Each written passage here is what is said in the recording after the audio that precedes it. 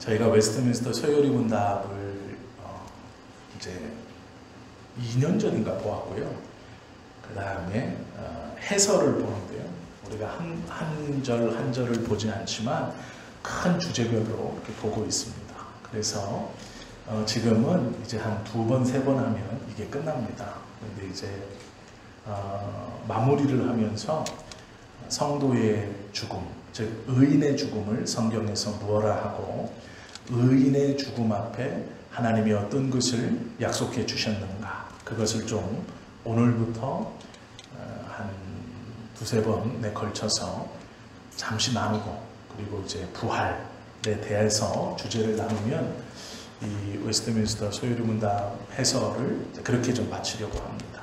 근데 마지막 정도에 와서 저희가 제일 먼저 나눈 것이 창조주 하나님에 대해서, 그리고 구속자 예수님에 대해서, 그리고 성령 하나님과 우리 변화되기 전의 인간과 변화된 후의 인간, 그리고 변화된 후 사람이, 성도가 품고 살아가는 것이 무엇인가, 즉 칭의된 사람이 무엇을 품고 살아가는가에 대해서 저희가 함께 보았죠.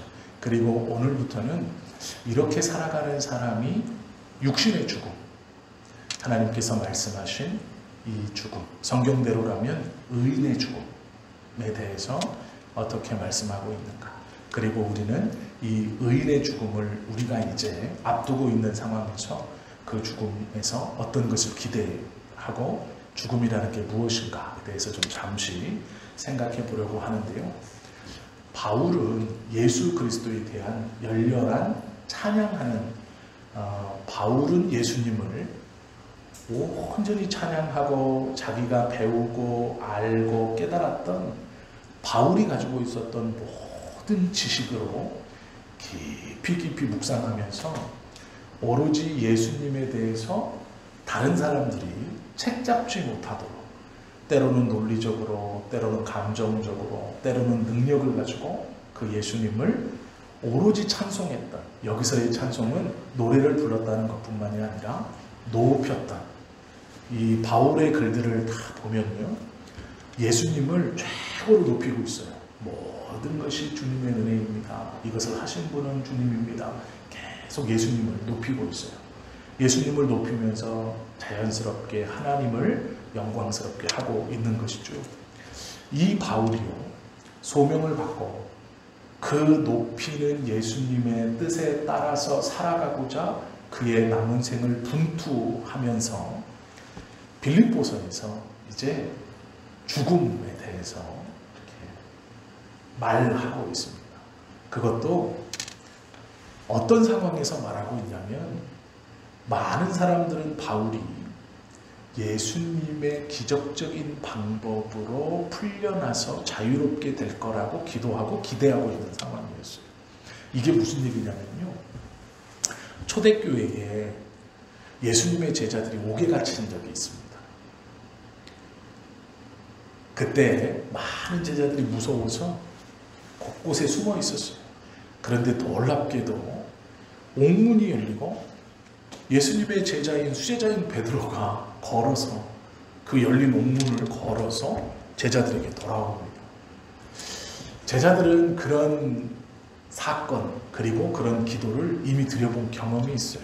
믿는 사람들은 예수님의 제자들이 풀려나기를 위해서 기도했고 그 기도의 응답을 받은 경험이 있죠.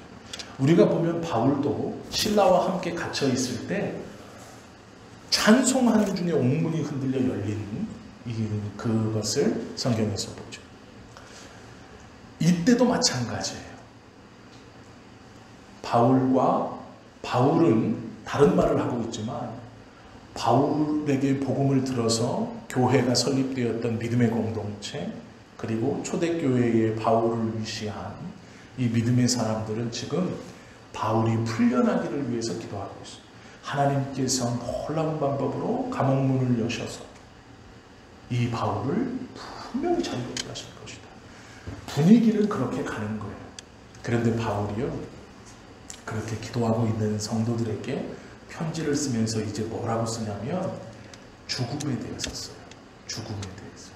성도들은 풀려나기를 기도하고 있는데 바울은 풀려나고 안 풀려나고를 관여하지 않고 죽는 것, 육신적 죽음에 대해서 성도들에게 들려주고 있죠. 그러면서 하는 말이 이 말이에요. 이는 내게 사는 것이 그리스도니 죽는 것도 유익함이라 라고 이 구절을 보내줍니다. 그리스도가 산다라는 게 무엇이냐면 세 가지로 요약해 볼 수 있어요. 내게 사는 것이 그리스도니, 즉 그리스도는 나의 생명의 원리입니다 라는 거예요. 갈라디아서 2장 20절 말씀에 보면 내 안에 그리스도께서 사신 것이다 라고 이미 기록해 놓은 적이 있습니다. 그리스도가 산다라는 고백은 나의 생명의 원리, 내가 살아가는 이유, 살아가는 목적, 살아감의 이 기쁨, 이 세 가지 다 그리스도다라는 거예요.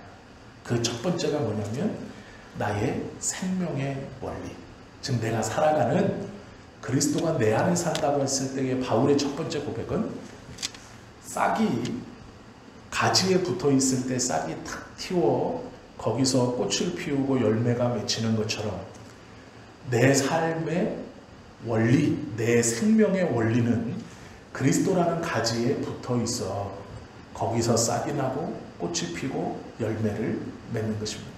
내 삶의 원리는 내 안에 그리스도께서 사는 것이니 라는 첫 번째의 고백은 내 생명의 원리가 그리스도이다 라는 거예요. 내가 꽃 피우고 꽃이 지고 열매를 맺는 그것이 그리스도가 내 안에 사는 것이라는 고백이에요. 두 번째는 내게 사는 것이 그리스도니 라는 두 번째의 고백은 생명의 목적이에요. 그 그리스도가 나의 생명의 목적입니다. 로마서 14장 8절에 보면 우리가 살아도 주를 위해 살고 죽어도 주를 위해 죽습니다. 이게 바울의 고백이에요. 내 안에 사는 것이 그리스도다 라고 했을 때 생명의 원리이고 생명의 목적이에요. 그리고 내 안에 사는 것이 그리스도니 라고 했을 때 마지막이 뭐냐면 나의 삶의 기쁨이라는 거예요. 그리스도가 나의 삶의 기쁨.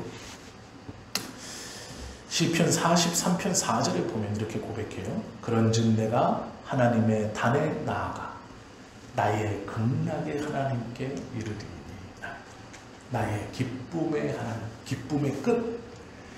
내가 이 세상에서 누리고 느끼고 맛보고 체험할 수 있어 행복하고 기분 좋은 그 끝에 계신 이 행복의 끝에 계신 하나님께 나아가는 것, 즉 예배 자리에 나아가 그 하나님 앞에 서는 것이 나의 기쁨의 끝, 최고의 기쁨입니다. 내가 그 앞에 나아갈 겁니다 라고 고백하는 것이죠. 바울이 내 안에 그리스도께서 사신다라고 할 때 어쩌면 우리도 내 안에 그리스도께서 사십니다라고 할 때 우리는 그 그리스도를 바울이 생명의 원리, 생명의 목적, 삶의 기쁨이라고 고백하는 것과는 조금 다르게 내 안에 그리스도가 살면 어려운 문제에서 지혜를 주셔서 그 어려운 문제를 속히 해결하는 지혜를 주시고 병에 걸리고 연약했을 때 그 연약함을 좀 속히 벗어나게 해줄 수 있는 건강을 주시고 내 경제적인 문제나 어떤 삶의 문제들을 내 안에 그리스도께서 사신다면 그것들을 좀 빨리빨리 해결해 주셔서 내 삶이 좀 평안하게, 그것이 우리가 내 안에 그리스도가 산다, 내 안에 그리스도가 있다 라는 고백 속에 들어있는 우리의 고백일지도 모릅니다. 그런데 바울은 그렇게 고백하지 않고요, 내 안에 그리스도가 산다 라고 고백했을 때 나의 생명의 원리, 나의 생명의 목적, 나의 생명의 기쁨입니다 라고 고백하는 거예요.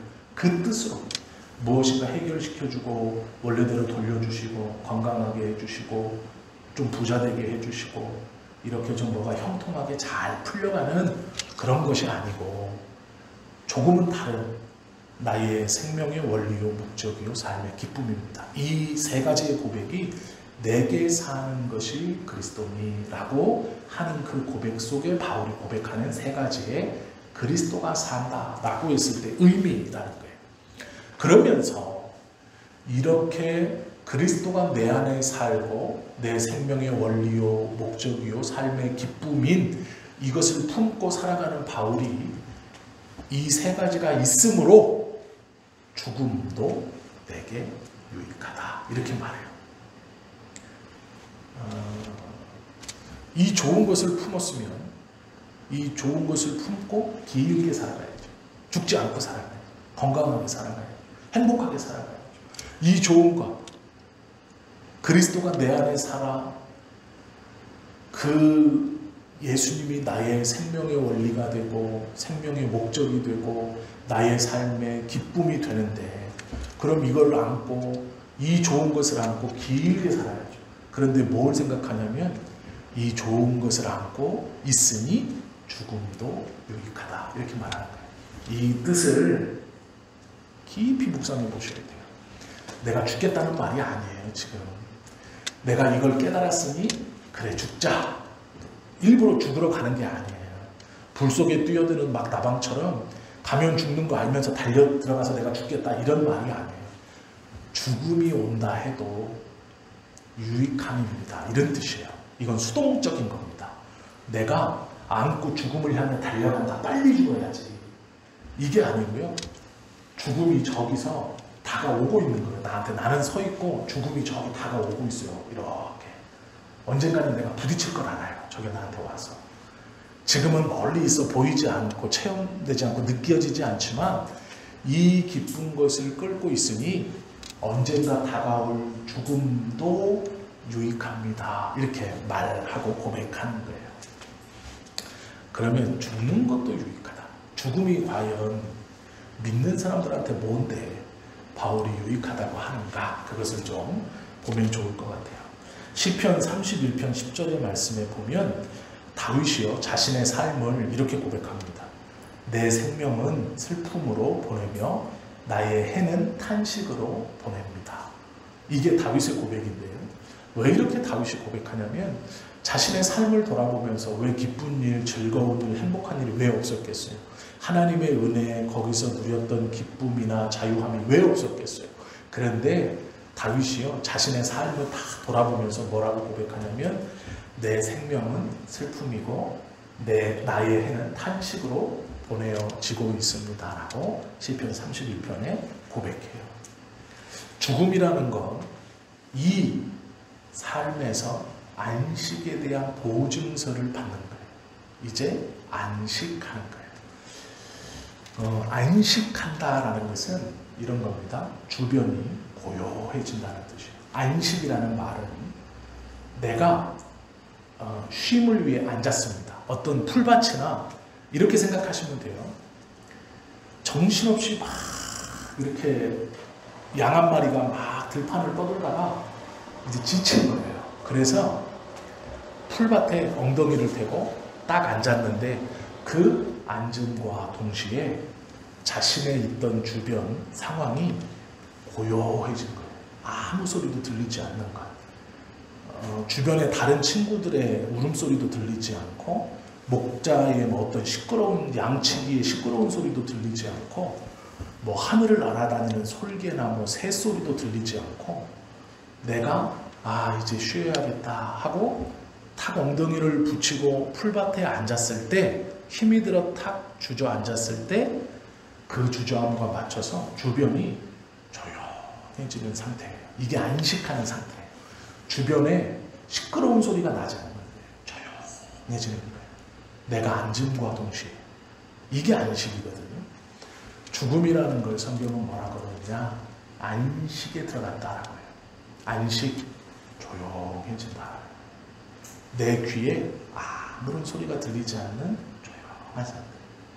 그 상태가 안식이에요. 그런데 문제가 뭐냐면 내가 스스로 쉬겠다고 앉는과 동시에 일어나는 일이 이게 성도의 죽음을 가리켜 안식에 대한 보증을 받는 것 이렇게 말해요.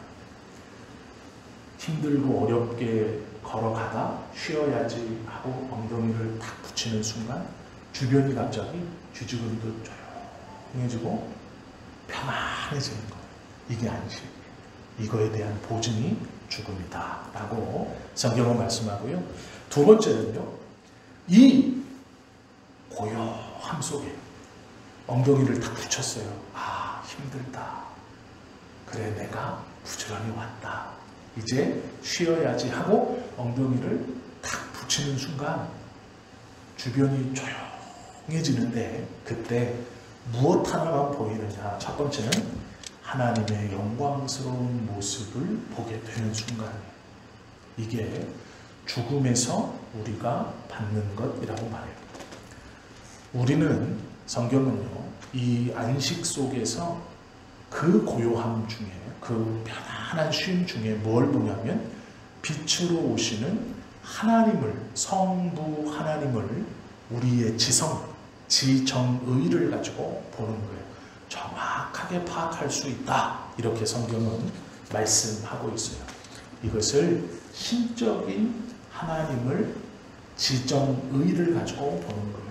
그리고 이와 함께 두 번째로 예수 그리스도의 영광스러운 몸을 또한 보는 거예요. 하나님이 빛으로 오실 때 그와 함께 그 빛이신 고요함 중에 그 하나님을 볼 때 예수님의 몸, 부활하신 그 몸으로 계시는 그 예수님을 우리가 또한 본다. 이렇게 말해요. 그리고 하나님을 보고 예수님의 몸을 보는 순간 함께 그 주님의 주변에 있는 먼저 의의 죽음을 경험한 성도들과 그 성도들이 내뿜는 하나님의 사랑을 느낄 수 있다라고 성경은 말씀하고 있습니다. 그리고 그 후 손으로 지은 것이 아닌 하나님께서 지어놓으신 고린도후서 5장 1절에 기록되어 있는 하늘의 집을 보게 된다. 예루살렘 성을 보게 된다라고 말해요. 그 다음 그 예루살렘 성 안에서 영화롭게 된 성도들과 천사들과 함께 사귐을 갖게 된다. 이렇게 성경은 말씀하고 있습니다. 이것이 의인의 죽음에 일어나는 일이에요. 고요한 안식의 상태가 되고 그 안식 속에 성부의 영광을 보고 성자의 부활한 몸을 본과 함께 그 뒤에 먼저 의의 죽음을 경험한 성도들이 내역 뿜어내는 사랑을 느끼고 함께 예루살렘의 성에서 그 성도들과 천사들과 교제한다라는 것이 이 죽음에서 성경에서 설명하는 거예요. 그리고 성도는 죽을 때 온전한 거룩을 이루며 성령께서 우리로 품게 해주신 로마서 8장 23절에 성령의 처음 열매를 우리로 맺게 하시는 거예요. 이것이 부활입니다. 성령의 처음 열매, 이것이 부활이에요. 이것을 우리로 맺게 해 주시는 거예요. 그리고 성도들은 하늘 왕이신 하나님이 베푸시는 거대한 향연에 함께 참석하여서 온 성도들과 함께 그 하나님의 영예와 존엄을 같이 받는다. 이렇게 성경은 말씀하고 있어요. 죽음이 이렇다. 의인의 죽음, 의인이 죽을 때 이런 일이 벌어진다라고 성경은 말씀하고 있다라는 거예요. 이것을 제가 순차적으로 설명한 거예요. 원래 이것이 일어나고 이것이 일어납니다. 이게 아니고요. 이것을 성경은 한꺼번에 얘기하고 있어요. 근데 제가 이걸 쪼각쪼각 쪼개서 지금 설명해 본 거예요. 순차적으로 이렇게 일어납니다. 골로새서 1장 12절의 말씀처럼 성도는요, 기업이라고 불러요. 기업. 우리를 가리켜 하나님의 기업이다. 이렇게 말씀하시거든요. 기업이기 때문에 예수 그리스도 우리를 경영하시고 예수님이 우리를 경영하신다는 뜻이 뭐냐면 바울이 내 안에 그리스도가 사신다라는 고백이에요. 나를 경영하시는 분이 예수님이신 거예요. 나는 기업인데 그 기업을 경영하시는 분이 예수님이고 나를 경영하시는 분이 예수님이다라는 고백을 내 안에 그리스도가 사신다 라고 고백하는 것이죠. 경건한 자들의 죽음과 즉 의로운 죽음과 세상 사람들의 죽음은 이렇게 차이가 납니다. 세상 사람들은 앞에서 설명드린 이 의인의 죽음의 순서대로 하나님을 알고 보고 교제를 나누고 그 영광을 함께 입는 것이 아니죠. 믿지 않는 자의 죽음은 절망입니다. 죽으면서부터 완전히 차이가 벌어지게 되는 거예요. 믿지 않는 자가 빼앗기는 몇 가지가 있습니다. 4가지가 있는데 첫째는 세상을 빼앗겨요. 그들은 자신들이 삶의 터전으로 생각했던 이 땅, 이 세상을 빼앗겨 죽음과 함께 빼앗깁니다. 즉 빼앗기기 때문에 죽음이 두려운 거예요. 빼앗기기 때문에 두려운 거예요. 사람이라는 게요, 본성적으로 어떠냐면요, 사회학자가 이런 말을 했어요. 사람에게 무엇인가를 팔 때 이렇게 해야 된대요. 저는 잘 장사를 하는 사람이 잘 모르지만 일리는 있다 생각한 게 뭐냐면 이런 말이 돼요. 오늘 이걸 구입하시면 10만 원 정도의 이득을 보시는 거예요. 이렇게 말하면 잘 안 산대요, 사람들이. 그런데 고객님, 오늘 이걸 계약하지 못하시면 10만 원 정도 손해를 보시는 거예요. 이러면 산다는 거예요. 그 사람은요, 얻는 것에 대해서는 별로 그렇게 중요하게 생각하지 않는데 내 것을 뺏긴다고 할 때는 굉장히 민감하게 반응한대요. 그래서 어떤 물건을 팔 때 오늘 사면 얼마가 이득이에요, 이런 것보다 오늘 사면 얼마를 오늘 사지 못하면 얼마를 손해보세요, 이렇게 설명해주면 산다는 거예요. 단적인 예를 하나 드릴까요? 의사가 허리가 디스크가 있는 환자가 찾아오면요, 이렇게 얘기한답니다. 이번 주 내로 수술하시면 80%의 확률로 건강해지실 수 있어요. 검사하시고 수술 날짜 잡으시죠. 그러면 10명에 8명은 수술 안 한대요. 다른 걸 해보지, 이렇게 한대요. 그런데 10명에 10명을 수술하게 하려면 어떻게 하는지 아세요? 이렇게 말하면 된대요. 의사가 이번 주 내로 수술하지 않으면 20%의 확률로 하반신 마비가 올 수 있습니다. 이러면 다 수술한대요. 10명에 10명. 이번 주 내로 수술하시면 80%의 확률로 건강해집니다 라고 하면 고민해 본다는 거예요. 그래, 그러면 또 이게 추나요법도 좀 해볼까, 이런다는, 다른 병원도 가본다는. 그런데 의사가요, 이번 주 내로 수술하지 않으시면 20%의 확률로 하반신 마비가 올 수도 있습니다. 이러면 다 수술한대요. 다 잡는데요. 수술해달라고. 이렇게 말하는 의사는 없어야 되겠죠. 그런데 이게 사람 심리라는 거예요. 성경에서도요, 놀랍게 이야기를 하고 있어요. 믿는 사람들에게도 놀랍게도요, 세상과는 다르게, 이게 세상의 법칙인데 세상이 물건을 팔거나 사람을 이용할 때 쓰는 방법이에요. 그런데 복음은 그렇게 얘기 안 해요. 무엇을 얘기하느냐? 죽을 때 무엇을 얻는가에 대해서 얘기해요. 사람에게. 그러면 매력이 상대적으로 있을까요, 없을까요? 세상적인 사람에게 없다는 거예요. 그래서 사람들은 복음을 접하면요, 야, 죽어봐야 알지, 이렇게 얘기하는 거예요. 왜? 얻는 거 난 관심 없어. 그런데 성경은 얻는 걸 얘기해요. 이게 세상하고 다른 거예요. 만약에 성경이 잃어버리는 걸 얘기했다면 더 많은 사람들이 두려움 가운데 복음을 받았을 거예요. 그런데 그렇게 말씀하지 않아요. 얻는 걸 얘기해요. 의인의 죽음에 얻는 거. 이게 매력이 없는 거거든요, 세상 사람들에게. 그건 죽어봐야 알지. 그거 그렇게 받는지 그렇게 얻는지 아무도 모르잖아. 어떻게 알아? 그런데 놀랍게도 아무도 모르고 어떻게 아는지도 모르는데 마이너스가 있어요. 세상 사람들에게 죽음은 이런 겁니다 라고 하면서 당신은 죽으면 4가지를 잃습니다. 첫째, 세상을 잃어요. 지금 살아가는 이 세상을 잃습니다. 2번째, 당신들의 영혼을 잃어버려요. 진짜 영혼. 죄와 범벅도에서 죄인지 영혼인지 구별하지 못하는. 밀가루하고 물하고 섞어서 반죽해버리면요, 밀가루하고 물을 다시 분리해낼 수 있는 방법이 없어요.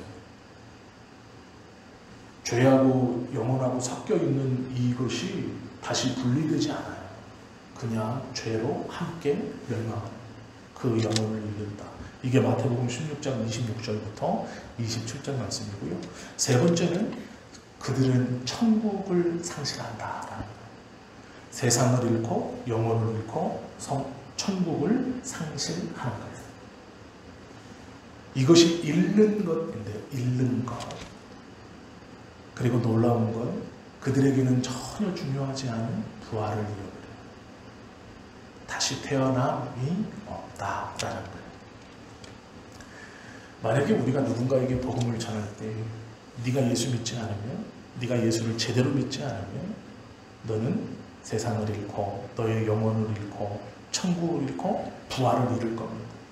적어도 장로교인이라면 선택과 유기에서 선택받은 자가 어떻게 행하고 어떤 마음으로 하나님 앞에 서야 하는지를 적어도 기억하고, 유기된 자를 하나님이 관여치 아니하신다가 무슨 말인지를 알고 있어야 돼요. 나간 것은 자기, 선택받은 자가 어떻게 자기 마음으로 나가고 어떻게 하나님이 망하게 하고 다시 돌아오게 하시는가, 이건요 교묘하게 사실하고 자기하고 섞어가지고 핑계를 대고, 우리 안에 그 마음이 있으면 안 돼요. 정말 믿는다면 실수할 수 있어요. 나갈 수 있죠.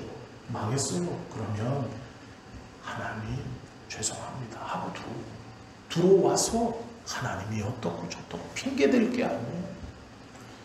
은혜에 감사하니 묵묵히 하나님이 주시는 일들을 감당하면서 주님이 회복해 주시는 그 은혜와 그 회복을 기뻐하고 감사하면서 더 겸손함으로 받는 거예요. 누구에게 떠벌리듯 자랑하듯 아니요. 그렇게 하는 게 아니에요. 죽음이 우리에게 가져다 두는 것이 얼마나 못된 것인가.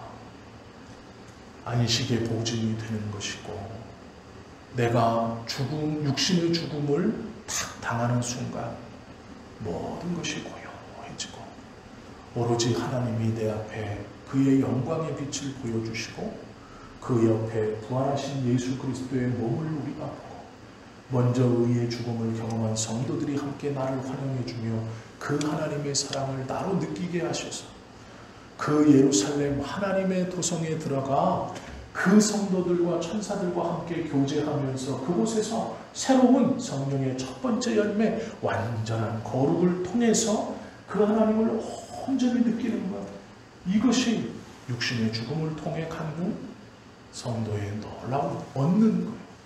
이 놀라운 것들, 거기에 핑계가 없고 거기에 이유가 없어요.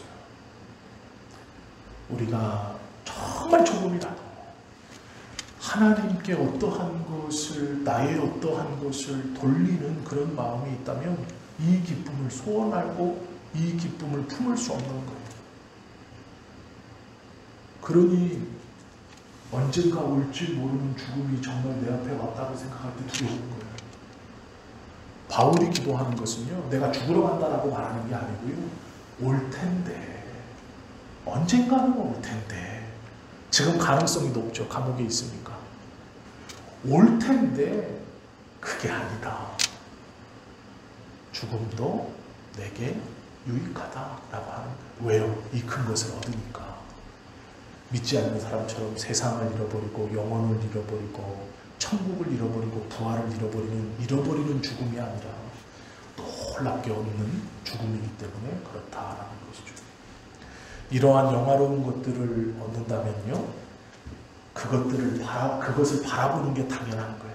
성경은요, 그렇다고 얘기해요. 죽음이라는 게 뭐냐면 그런 것이다. 더 좋은 것을 정말 많이 얻는 날인데, 그 죽음의 날이 우리가 날짜는 모르지만 다가온다고 얘기하는 거예요. 이렇게 오고 있다. 그런데 세상의 사람들은 잃을 것이 있기 때문에, 그 죽음을 만나면 잃어버릴 것이기 때문에 두려워하고, 믿는 자는 그 좋은 것들을 얻을 것이기 때문에 기다린다. 그리고 성경은 한 발 더 나아가서 바란다. 그러니까 그거를 눈 빠지게 보고 있는 거예요. 언제 오나 죽음이 나한테. 이렇게까지는 아니겠지만 바란다라고 성경은 말씀하고 있어요.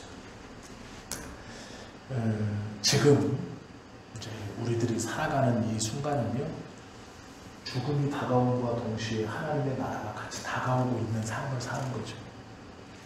그러면 우리는 보이지 않는 성경의 약속, 말씀으로 약속되어진 것을 우리가 기다리면서 기뻐하며 기다리는 그 방법을 뭐라고 말씀하시냐면, 이 땅에서 교회를 통해 하나님의 나라를 맛보아야 한다, 이렇게 말씀해요. 성도의 교제를 통해 하나님의 나라를 맛보아야 한다.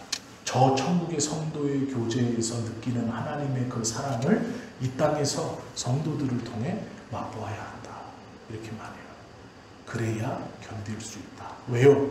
저 땅은 방해가 없지만 이 땅은 방해가 있기 때문에. 대적운수 마귀가 우는 사자와 같이 입을 크게 벌리고 삼킬 자를 찾아 두루 돌아다니기 때문에, 그것을 이겨내기 위해서 성경은요, 복음의 전신갑주를 입어라라고 말씀하고 있고, 또한 함께한 성도들의 교제를 통해 하늘의 교제를 맛봐라라고 말해요. 이 땅의 예배를 통해 하늘의 예배를 맛보아야 한다. 그래서 우리가 기도해야 하는 것은 이 예배를 통해 하나님의 나라의 예배를 내가 맛보기를 원합니다. 그 위로함, 그 기쁨, 그 즐거움. 성도의 교제를 통해서 하늘의 그 교제를 맛보기를 원합니다. 그러기에 내가 내 옆에 있는 성도를 위해 먼저 기도할 수 있어야 돼요. 그의 기쁨에 함께 동참할 수 있어야 돼요. 그의 슬픔에 함께 나눌 수 있어요. 그래서 예배를 독려하는 것이 당연하고요, 그들을 위해서 기도하는 것이 당연합니다.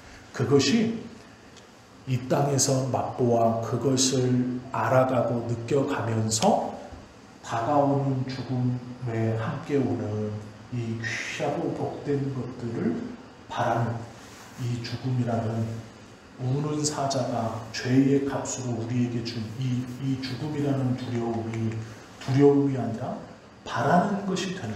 이것과 함께 오는 너무도 놀랍고 귀한 선물들을, 이 죽음을 넘어 바라볼 수 있는 눈을 갖는 건 이 땅에서 그것을 맛본 자만이 그걸 갖는 거예요. 바울이 그래서 내 안에 그리스도가 사는 것이다 라고 했을 때, 바울은요, 그 기쁨을 내 안에 산다, 그리스도가 나의 생명의 원리이고 나의 생명의 목적이고 내 기쁨의 근원이다 라고 고백하는 거예요. 바라고 원하기는 우리도 이 믿음의 사람의 고백처럼 하나님께서 육신의 죽음, 의인의 죽음에 허락하시는 이 놀라운 선물들, 이것들을 우리도 다 받음에 감사하고 또 기뻐하고, 이것을 바라볼 수 있는 믿음을 소유하기 위해서 이 땅에서 예배 가운데 그 하나님의 나라의 예배를 경험하고, 성도의 교제 또 기도를 통해서 그 나라를 간절히 소망케 되는 그 믿음을 소유하고 그 믿음 안에 기도하실 수 있는 우리 모두가 되실 수 있기를 예수님의 이름으로 축원합니다. 기도드립니다.